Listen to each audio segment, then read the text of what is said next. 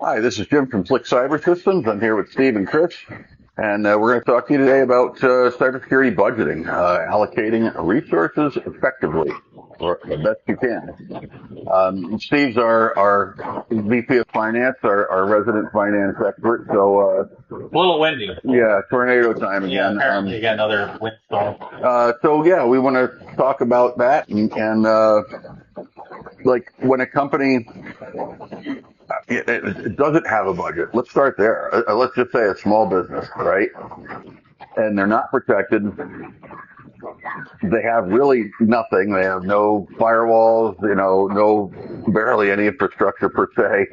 They aren't sure what's going on in their desktops. Maybe they're just, using, Windows Defender out of the box because that's just was there and they didn't even realize it and turned it on. And so how does a small company, a small business, start to work into stuff like this, like, things like what should they do first, and how do they end up budgeting for this? Because they're no doubt they don't understand, the full ramifications, dollar amount, wise, from fiscal standpoint, where things are at. So are we assuming that we've already done an analysis? I feel like that would be kind of step one. Yeah, obviously the analysis is done, and then we come back, or a company comes, an MSP comes back. What if they have no money?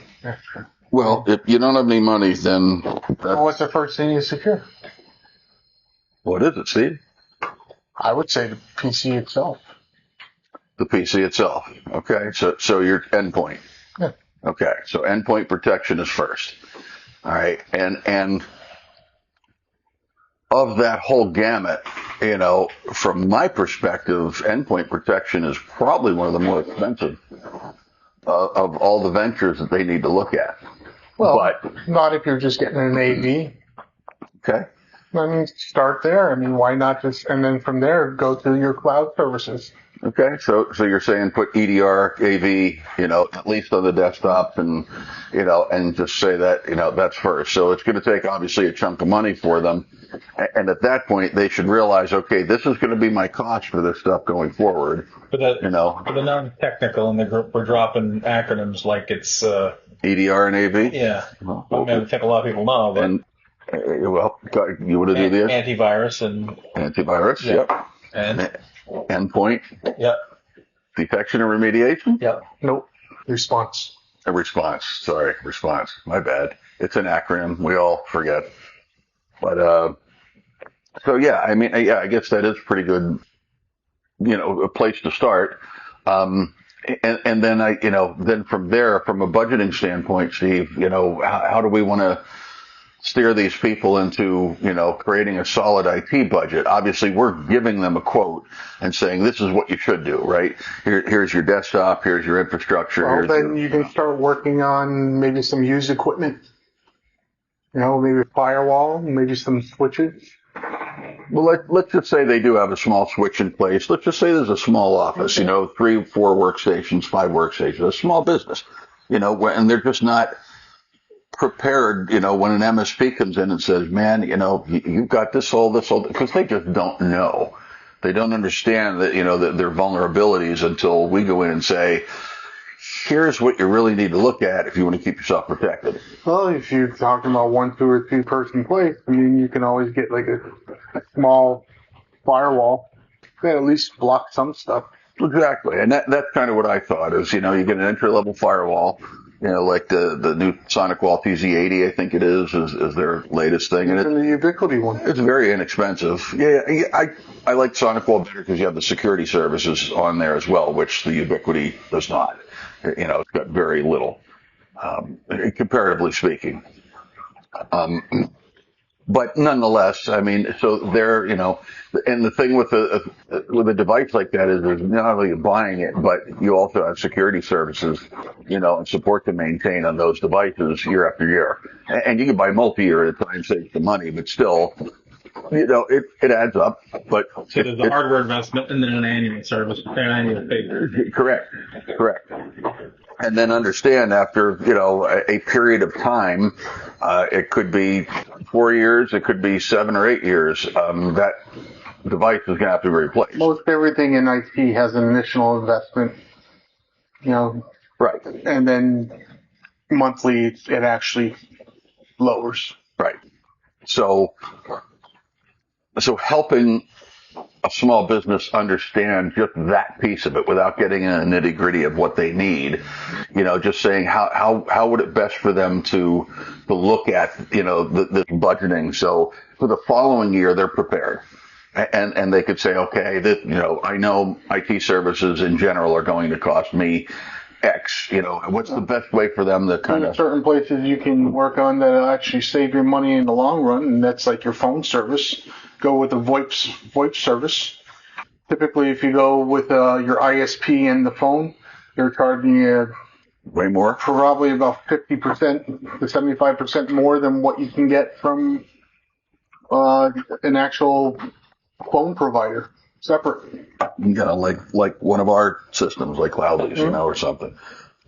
Yeah. Okay. Well, that's a great point. Your only investment is the tech, the phones, and then after that, it's fairly cheap per month.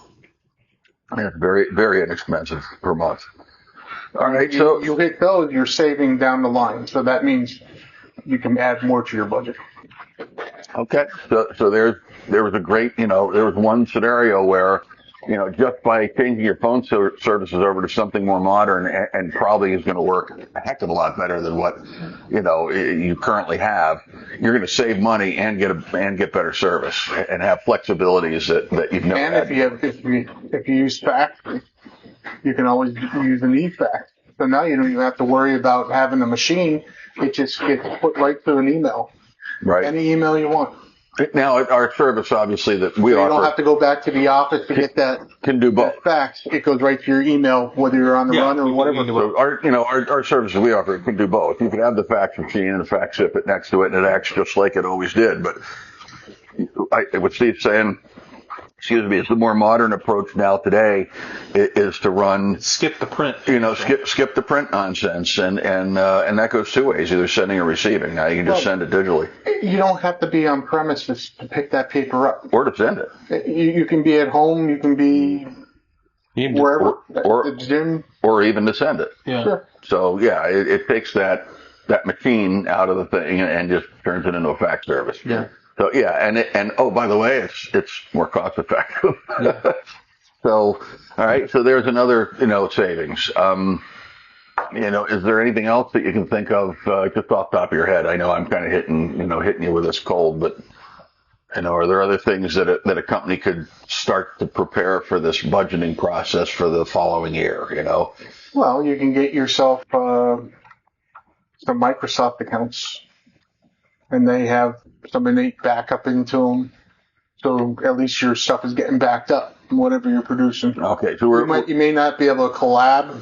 We're making an assumption that they do not have any backup right now, and they're storing their files on the local machine. Okay, so if that is the case, you can get some M365 accounts, use OneDrive, and then But there's no collaboration with them.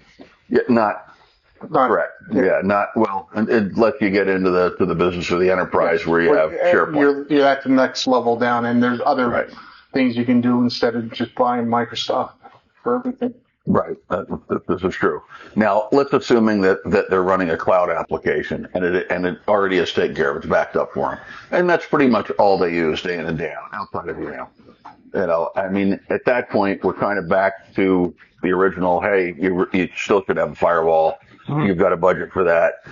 You should have your desktop antivirus EDR. So you've got a budget for that. And then everyone's going to have to budget for Windows 11. That's true. This October. You don't necessarily have to buy new. There are used ones out there you can get, but that's a chance you take. That's a chance you take, exactly. So to not have a warranty on something is one thing. But the bigger scare is across the board. Come October, end of October, what is it, 25th? It's 25th of October, 15th of October. I think the real big nightmare there is you're looking at it's not just the support of the operating system. You're not getting patches. The security patches they're done, they're void, and then you have a problem because you think that, that obviously outside of the finance part of it, that it's going to be, the bad guys are looking forward to that as hey, you didn't, now we can take advantage of that. There's always the bad guys looking to come in. That's why we're talking cybersecurity and why we're talking cybersecurity budgeting, because, you have to understand that you're going to have to replace machines, because of an operating system, and then the old machine won't handle the new OS.